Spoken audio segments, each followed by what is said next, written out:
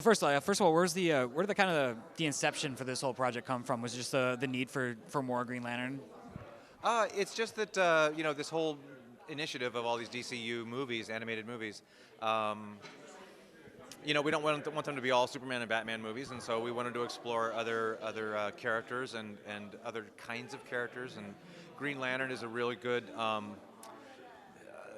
He's a completely different genre. It's like he's more sci-fi oriented, so it's a real big change from like the urban Superman or the urban Batman stuff and the more upbeat Superman stuff. So we just thought it would be like a real natural thing to do this next.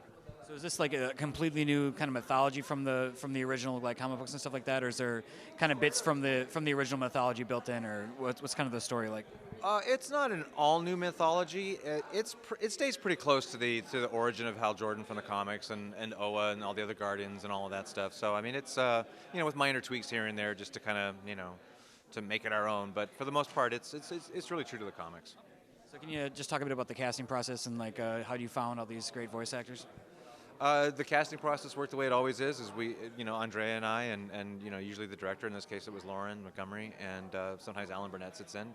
And we just throw out a bunch of ideas of like, who we think would be good for these parts and what kind of parts or what kind of characters these guys are.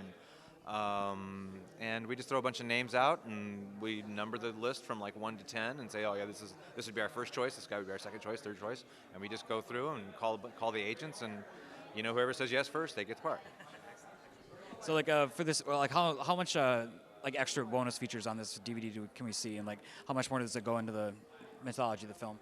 Unfortunately, I don't know that much about the bonus features. I'm not that into that aspect of it. They don't usually. That's somebody else's department. So, and I'm so busy with my end of it that I really have no idea.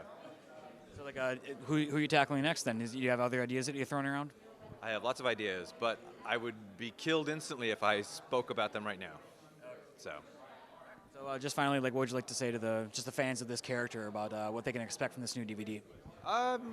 Anybody who's a fan of Green Lantern, chances are they're going to love this movie. It's, like I said, it's very, very faithful to the spirit of the movie and of the spirit of the comics, and it pulls different pieces from different eras of the Green Lantern.